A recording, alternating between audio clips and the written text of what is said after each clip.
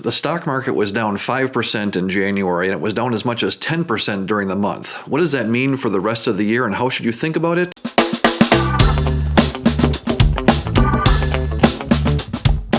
One of the great resources that we use is JP Morgan's Guide to the Markets.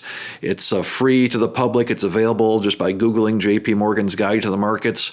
And there's one slide in there, it's on page 16, we'll show it here, is that talks about the intra-year declines. And so this chart, the gray bars are show the S&P 500 returns going back to 1980.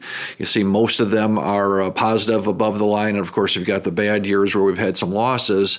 But up right near the top, it says 32 out of 42 years. 75% of the time, the market is positive, right? And those red dots in there, though, that are below the zero line, those are the intra-year declines.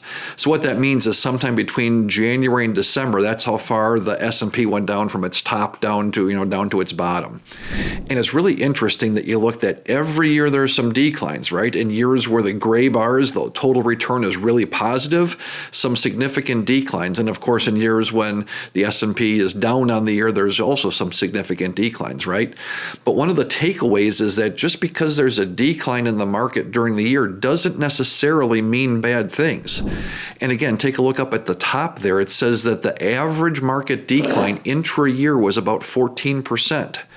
Right? And so when you think about that, 3 out of 4 years, market's up, and yet on average, it goes down sometime of almost 15% during the year. And hopefully that gives you some perspective. That gives us some perspective to think about this. And circling back to what's happened so far here in 2022, right? The market's down and down kind of significantly, but we haven't even gotten to an average market decline. We haven't even had an average down year in the market in the middle of the year, right? And then there's reasons, and there's legitimate reasons. It's also headline reasons, but there's inflation, right? There's the Omicron virus. There's, politics, fill in the blank. There's explanations, and it can be really scary when we sit and listen to and think about like, oh, what's going to happen with these things? The market's down. But if you take and put some perspective on it, and the exact same, one of the worst Januaries in history, and you put a different spin on it, you say, listen, we've had a bad start to the year, but we haven't even gotten down to an average decline in the year. Same exact facts, but golly, it feels a lot different. And that I think is really important, is to have some perspective on this, on what you're thinking about and what the news is out there, what's actually happening. So one of the things we encourage folks to do is to reframe it, and you got to be sort of reminded of these things, right? Like, no, on average, it's going to go down 15%. It's not a matter of if it does or what we do to avoid it, but it's, hey, 3 out of 4 times, 75% of the time, we're going to see some positive returns. And in the meantime, expect that it goes down 10 or 15%, 20% during the year. That's normal, right?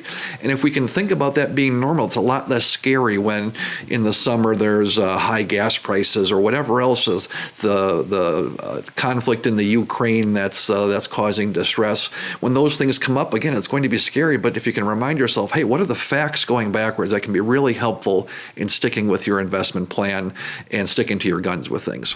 Let me know your comments and your thoughts. You can drop them in the comments section below, or you can go to our website and send a direct email. We'll put a link in the show notes there. And if you have any ideas or any questions for future episodes, be sure to include that as well.